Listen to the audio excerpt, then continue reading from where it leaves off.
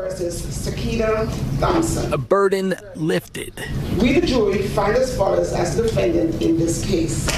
The defendant is guilty of murder in the first degree. Guilty is what this family has waited to hear for more than 3 years. While Sakiyna Thompson sits in a Florida prison cell, convicted of first-degree murder, knowing she'll never walk free again, the man she killed for, he's married to someone else, living his life, free. Terry, the boyfriend at the center of this tragedy, moved on, found love again, built a future.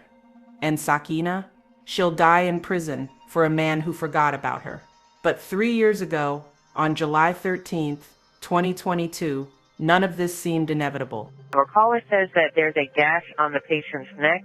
It looks like someone slashed her neck. This harrowing 911 call went through around 3 in the afternoon Thursday. Broward deputies later finding a young woman dead. Family says she was just 23 years old. Friends identify her as Kayla Hodgson. When deputies arrived at the Tamarack Village apartments, they found 23-year-old Kayla Hodgson dead in her own home. She'd just moved in, just starting a new chapter.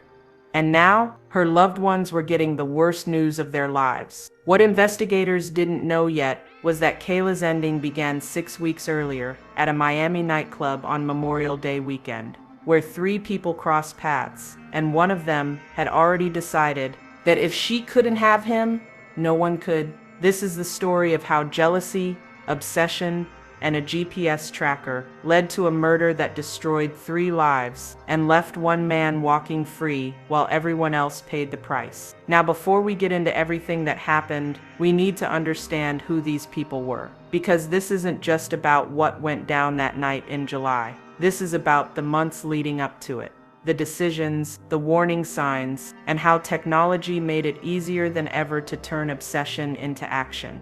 Let's start with Kayla. Kayla Hodgson was 23 years old. She worked as a flight attendant. She also bartended at private events around South Florida. And if you talk to anyone who knew her, they'd all say the same thing. Kayla was the life of the party. Bright, beautiful, kind words for everybody.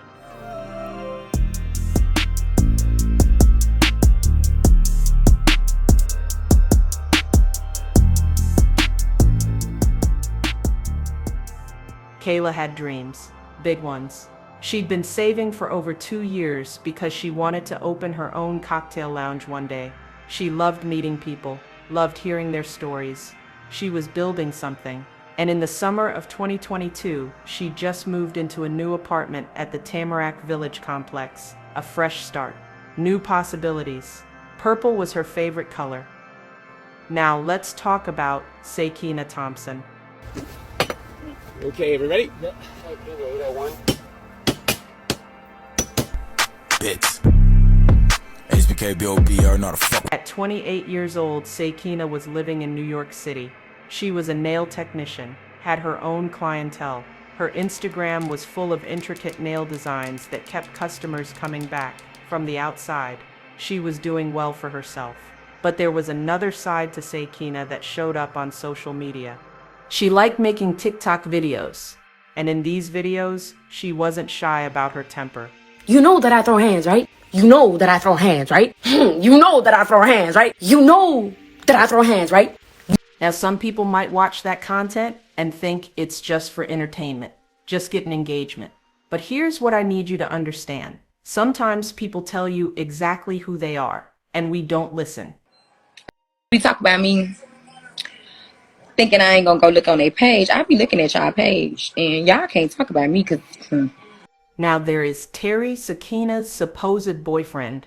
Now Terry worked in real estate, and his relationship with Sakiyna, it was rocky, on and off, arguments and makeups. The type of relationship where emotions ran high and trust ran low. People who knew them said Sakiyna was all about Terry. Everything in her life revolved around this man. Her whole identity was tied up in being his woman. She monitored his movements, questioned where he was, demanded proof when he was late. If he didn't answer her calls fast enough, there was gonna be a problem. And here's where it gets real. She kinda started tracking him. Not just emotionally, physically tracking him. On June 30th, 2022, Sakiyna ordered a GPS tracking device online. Then she placed it under Terry's car. Now think about that decision for a second. You don't order a GPS tracker on a whim. You don't hide it under someone's car because you're just a little curious. That's premeditation. That's obsession. That's someone who's already crossed a line and is about to cross another one. So we've got Kayla in Florida, living her life, building her dreams. We've got Sakiyna in New York, tracking her boyfriend's every move. And we've got Terry moving between both worlds. Because here's what Sakiyna didn't know yet. Terry had met someone else. Memorial Day weekend, 2022. Miami's nightlife was in full swing. Terry and Sakiyna flew down to Florida for a party. They were at a nightclub, music loud, drinks flowing, and that's where Terry's eyes landed on Kayla Hodgson. They talked. They exchanged numbers. And to Terry, maybe it seemed like nothing. Just a conversation at a club. But phone records would later show Terry and Kayla exchanged hundreds of text messages over the next 6 weeks. Hundreds. And Terry started making more trips to Florida. Told Sakiyna they were business meetings, real estate stuff, but hotel receipts? They showed he was staying in Fort Lauderdale, minutes away from Kayla's apartment. Now Sakiyna, she was feeling something, that gut instinct that tells you something's off, that your partner's attention is somewhere else. By late June, people close to her said she'd gotten quiet, withdrawn, always on her phone, asking strange questions about tracking technology. And then, she got her answer. She got a GPS device and placed it under Terry's car. It told her everything. Every trip to Florida, every time he stayed near Kayla's apartment, every lie about business meetings. On social media, Sakiyna reached out to Kayla, tried to send her a message on Instagram. Kayla blocked her. Now here's what I need you to understand about that moment. When Kayla blocked Sakiyna, she probably thought she was protecting her peace, setting a boundary, not engaging with drama. That's what we're supposed to do, right? Block the negativity, keep it moving. But for Sakiyna, that block was gasoline on a fire, because in her mind, Kayla wasn't just dating Terry. Kayla was disrespecting her, ignoring her, acting like she didn't exist, and that was unacceptable. During her trial, when prosecutors asked Sakiyna about being blocked, this is what she said. You wrote her on IG and she, in fact, ignored your message initially, correct? Correct. And that made you angry? Correct. She admitted it, under oath, that being blocked made her angry. Not hurt, not sad. Angry. So now we're in early July 2022. Sakiyna knows about Kayla. She's tried to reach out and got blocked. She's been tracking Terry's movements for weeks. She knows exactly where Kayla lives, and on July 12, 2022, Sakiyna bought a plane ticket, New York to Florida. She didn't tell Terry she was coming. July 13th, 4 a.m., Tamarack Village Apartments. Security cameras captured Sakiyna Thompson arriving at Kayla's apartment building. It was still dark outside. Most people were asleep. Sakiyna was wearing a hat, a COVID mask. She'd used a fake Uber account to get there. Everything about her arrival was about not being identified. She walked up to Kayla's door and she knocked. Now here's something that still bothers people about this case. Kayla opened the door. She let Sakiyna in at 4 in the morning. A woman she'd never met in person. A woman whose boyfriend she'd been seeing. A woman who'd reached out to her on Instagram and who she'd blocked. Kayla opened that door. Why? Maybe she thought they could talk. Maybe she wanted to clear the air. Maybe she didn't sense the danger. We'll never know what was going through her mind. But Sakiyna, she knew exactly why she was there. Later, when Sakiyna took the stand in her own defense, she told the jury she went to Kayla's apartment to have a woman-to-woman conversation, to convince Kayla to stop seeing Terry. But that's not what happened. At 3 p.m. that afternoon, more than 10 hours after Sakiyna arrived at that apartment, a 911 call came through. When deputies and paramedics arrived at Kayla's second-floor apartment, they found her unresponsive.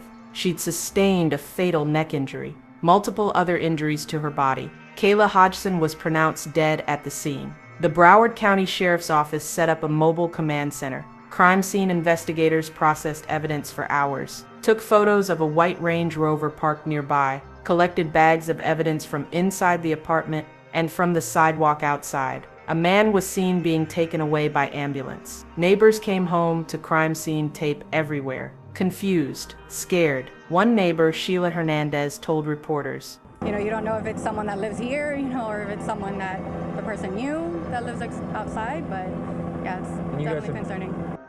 And while investigators were processing that scene, while Jury is Kayla's able to family see- and friends were getting the devastating news, while hundreds of people were showing up at the apartment complex trying to understand what happened, Sakiyna Thompson was already back in New York. She'd cleaned up parts of the crime scene with Lysol wipes and paper towels. She'd changed out of her bloody clothes and put on Kayla's clothes. She'd thrown evidence in the trash, and then she'd gotten back in that fake Uber and left. She never called 911, never tried to get help, just left Kayla there and flew home. For the next 3 weeks, Sakiyna Thompson went about her life in New York City, posted on social media, did nails for her clients, acted like nothing happened. But in Florida, investigators were building a case. See, Sakiyna thought she'd covered her tracks: the fake Uber account, the disguise, cleaning the scene, changing clothes.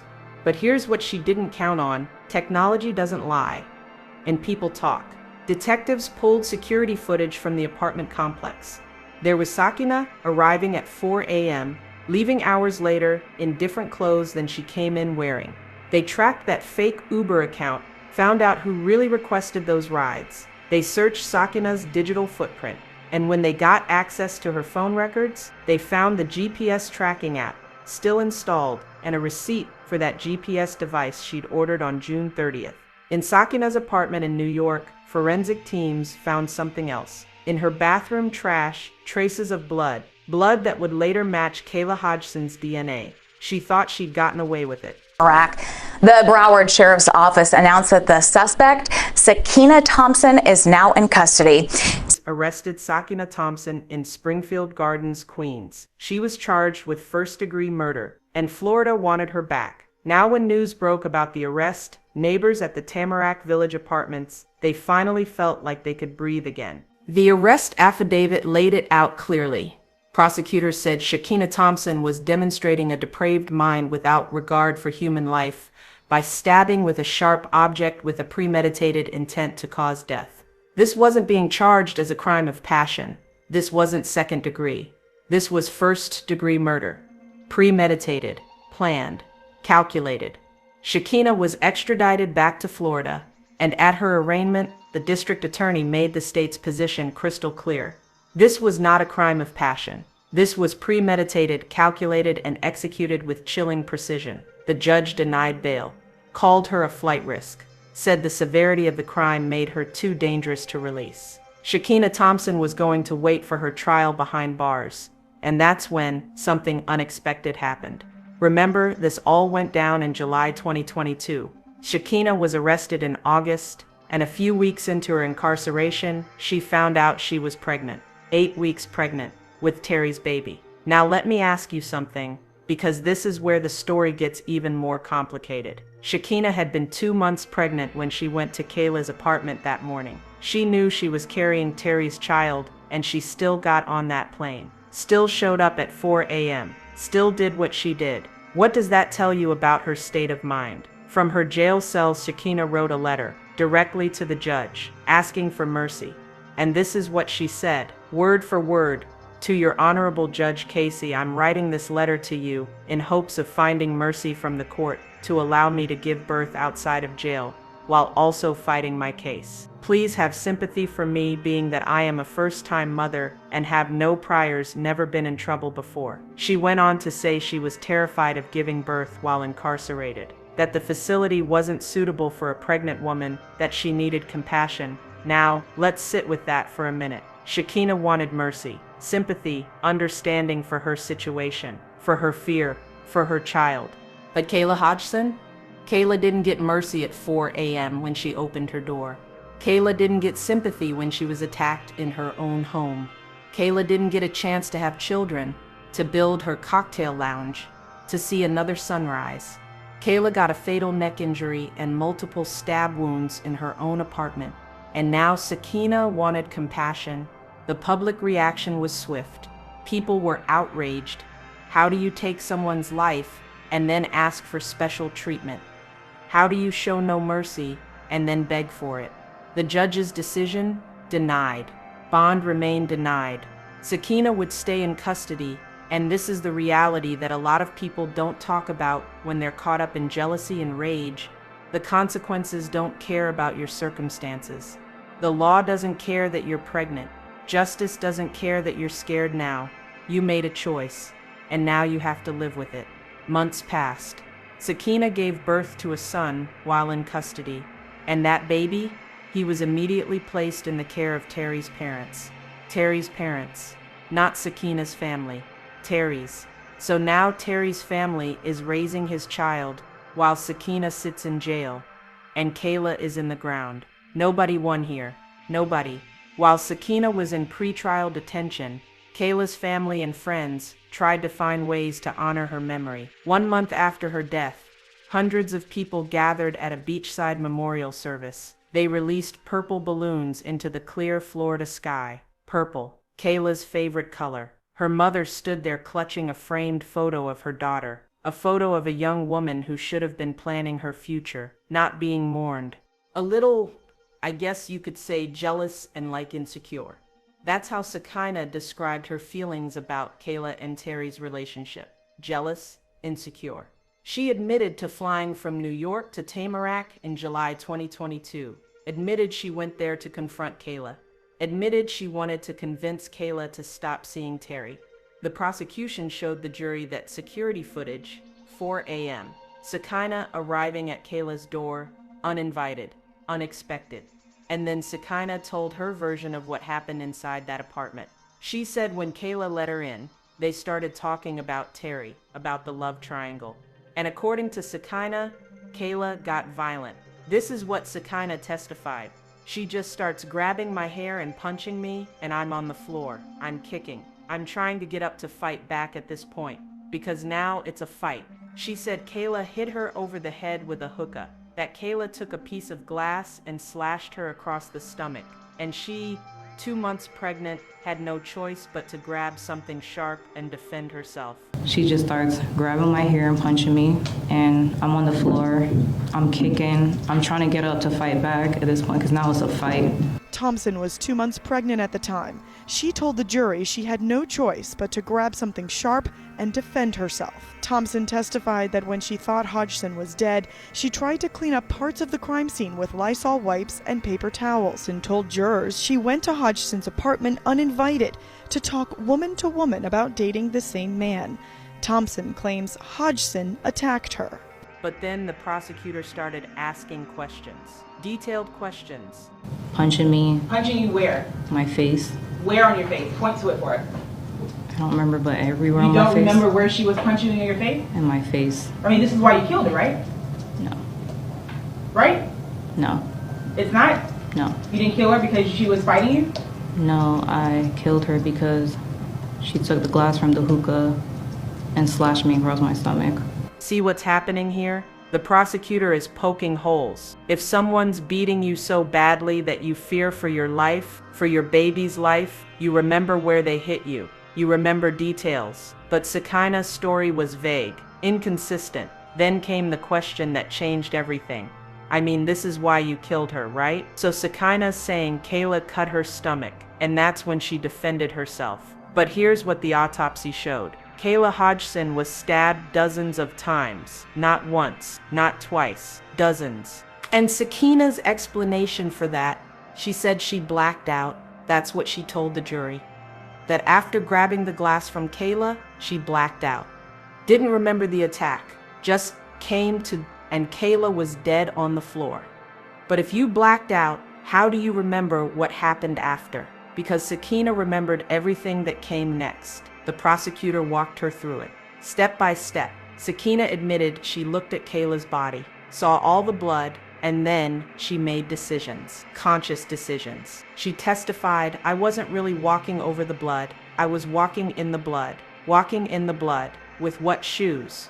The BB shoes. I changed my shoes. She changed her shoes. Then she changed her entire outfit. took off her bloody clothes, and put on Kayla's clothes. Why would you put on your victim's clothes if you were defending yourself? If this was really self-defense, if you really feared for your life and your baby's life, wouldn't you call 911? Wouldn't you tell someone what happened? Wouldn't you stay and explain? But Sakiyna didn't do any of that. I wasn't really walking over the blood, I was walking in the blood.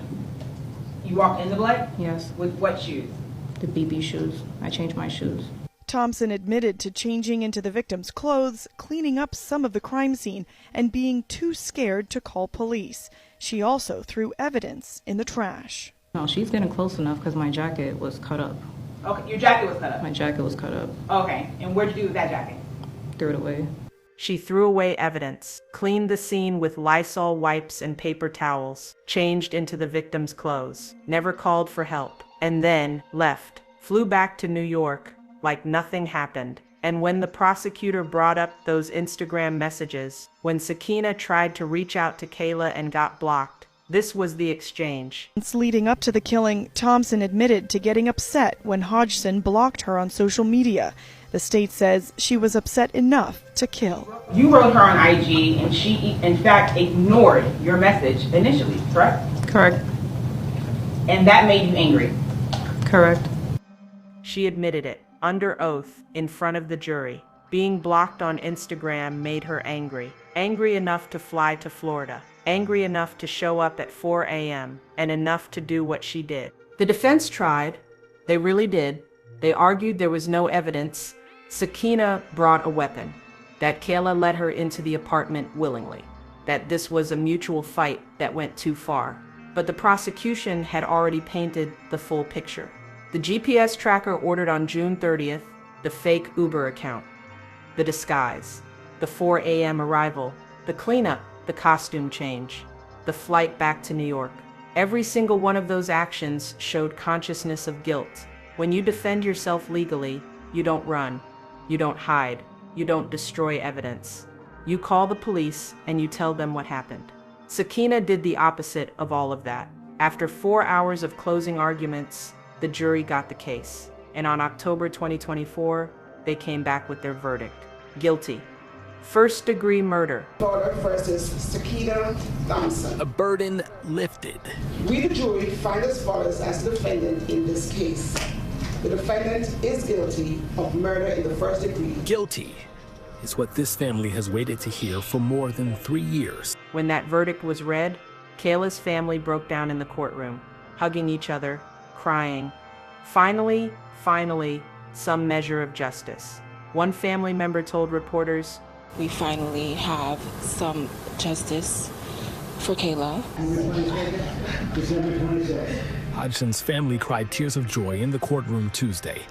They hugged each other tight because a guilty verdict is what they prayed for. We're so thankful in this moment that the jury was able to see the story for what it is, that Kayla did not deserve to die the way that she did. Kayla Hodgson didn't deserve any of this. She didn't deserve to die at 23. She didn't deserve to be targeted because of someone else's jealousy. She didn't deserve to open her door at 4 a.m. and have that be the last decision she ever made. Sakiyna Thompson now faces life in prison.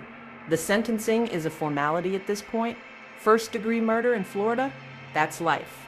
No parole, no getting out early for good behavior. You die in there. And that's the reality Sakiyna has to sit with every single day now. But here's the part that should make everyone stop and think. While Sakiyna is sitting in that cell, counting down the years she'll never get back, Terry? He moved on. Terry got married to someone else, built a whole new life, and Sakiyna's in prison forever for a man who's living like none of this ever happened. Now, Terry was never charged with anything. Legally, he didn't do anything wrong. He was dating multiple women. That's not a crime. Is it messy? Absolutely. Is it hurtful? Yes, but it's not illegal. And after everything went down, after Kayla was gone and Sakiyna was arrested, Terry made one public statement, just one, and it was brief. He expressed condolences, said Kayla didn't deserve what happened, and then he went quiet, deleted his social media, stepped completely out of the public eye. Some people might look at that and feel sympathy for Terry. He lost someone he cared about. He He's got to live with knowing his actions played a part in this tragedy. That's heavy. But other people, they're angry. Because from their perspective, Terry was out here playing games with two women's emotions. And when it all exploded, he walked away clean while two lives ended. One in the ground, one in prison. And that's what I want to talk about now. Because this story, it's not just about Sakiyna Thompson and what she did. This is about all of us. About the choices we make when we're hurt, when we're jealous, when we feel disrespected or replaced. How many times have we seen women fighting over a man who ain't even fighting for them? How many times have we watched people destroy themselves, their futures, their freedom, over someone who's just gonna move on to the next person? And I'm not saying this to be harsh, I'm saying this because it's true. Sakiyna Thompson gave up everything for Terry, her freedom, her child, her future. And what did Terry do? He married someone else. He's out there living, building, moving forward. And she's never seen daylight again. Was it worth it? Because that's the question we all need to ask ourselves when we're in situations that make us feel crazy, when jealousy is eating us alive, when we're thinking about doing something we can't take back. Is this person worth your life? Not just worth your love, not just worth your time, worth your entire life? Sakiyna made a choice on July 12, 2022, when she bought that plane ticket. She decided that removing Kayla from the picture was more important than her own future, more important than her unborn child, more important than her freedom. And now, that baby boy is being raised by Terry's parents. He'll grow up knowing his mother is in prison for murder. He'll grow up asking questions about why, about what happened, about who his mother really is. And Sakiyna will watch him grow up through prison visits and phone calls, if she's lucky. But here's what really gets me about this case. Sakiyna had options. She had so many other options. When she found out Terry was seeing someone else, she could have left, just walked away, blocked him, moved on with her life, found someone who was actually committed to her. When Kayla blocked her on Instagram, she could have taken that as a sign, as a boundary, as a message that this situation wasn't hers to fix. When she ordered that GPS tracker, she could have stopped and asked herself what she was really doing. What kind of relationship requires you to track someone? And if you don't trust them, why are you still there? But instead, every step of the way, Sakiyna made the choice that pulled her deeper, that made things worse, that led her to that apartment at 4 a.m. in the morning with murder on her mind. And I know some people might say, well, she was pregnant and emotional and scared of losing him. But here's the thing, lots of women get cheated on. Lots of women feel disrespected and hurt and jealous. Lots of women go through heartbreak and betrayal, but they don't fly across the country and take someone's life. Because at the end of the day, we're all responsible for our own actions. We're all responsible for how we handle our emotions. And we're all responsible for drawing the line between feeling hurt and hurting someone else. Kayla Hodgson didn't ask to be in the middle of this. She met someone. She liked him. Maybe she knew he had a girlfriend. Maybe she didn't. But even if she did know, that still doesn't justify what happened to her. Nothing justifies that. And the saddest part, Kayla was just starting her life. She had dreams. She wanted to open her own cocktail lounge. She'd been saving for years. She just moved into a new apartment, new chapter, new possibilities. And someone she'd never even met in person decided she didn't deserve to live. Not because of anything Kayla did to her directly, but because Kayla represented something Sakiyna couldn't control, couldn't stop, couldn't compete with. So what's the lesson here? What are we supposed to take from this tragedy? First, if someone's making you feel so insecure that you're tracking them, monitoring them, losing sleep over them, that's not love, that's torture, and you need to leave, not for them, for you. Second, no relationship is worth your freedom. None. If you're at a point where you're thinking about hurting someone or yourself over a relationship, get help. Talk to someone, walk away, do literally anything except what you're thinking about doing. Third, the person you're fighting over, they're gonna move on. They always do. Terry moved on, got married, started fresh, while two families are destroyed forever. And fourth, this is important, we have to stop normalizing jealousy as cute, as passionate, as proof that someone cares about you. All those videos Sakiyna posted about throwing hands and protecting what's mine, people laughed, they engaged, they treated it like content, but those were warning signs. Those were red flags waving in everyone's faces, and nobody took them seriously until it was too late. If someone in your life is showing you aggressive behavior, possessive behavior, obsessive behavior, please don't ignore it.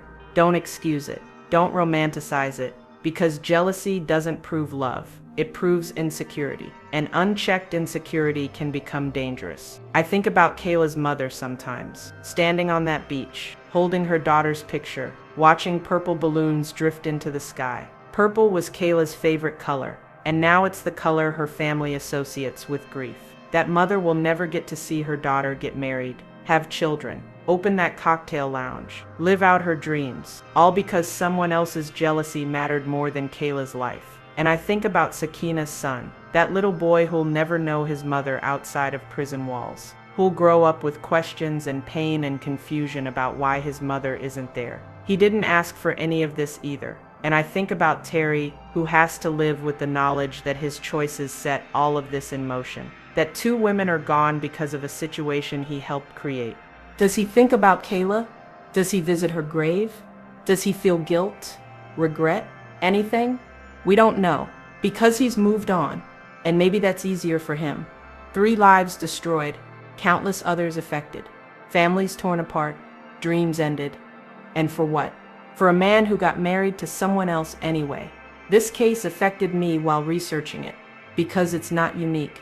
We see versions of this story all the time, different names, different cities, different details, but the same core issue: someone letting jealousy consume them until there's nothing left but violence and regret. So if you're in a situation right now where you're feeling that jealousy, that rage, that obsession, please hear me. Walk away, block them, delete their number, get therapy, talk to friends, do whatever you need to do to protect yourself from making a choice you can't undo. Because Sakiyna Thompson woke up on July 13th, 2022, thinking she was going to handle her business, thinking she was going to eliminate her competition, thinking she was going to get Terry back. And now, she's 31 years old, sitting in a Florida prison, convicted of first-degree murder, facing life without parole, while Terry's married to someone else. Was it worth it? Sakiyna? Was Kayla's life worth your freedom? Was Terry worth dying in prison for? The answer is no, it never is. Rest in peace, Kayla Hodgson, 23 years old. Gone too soon. You deserve so much more. If this story resonated with you, if it made you think about your own situation or someone you know, share it. Talk about it. Because the conversation needs to happen. We need to stop glorifying jealousy, stop excusing obsession, and start recognizing the signs before another Kayla loses her life, before another Sakiyna throws hers away. Thank you for watching. Drop your thoughts in the comments. And if you know someone who needs to hear this story, send it to them. Sometimes people need to see the consequences laid out to understand where their path is leading. Take care of yourselves. Protect your peace. And remember, no one is worth your freedom. I'm out.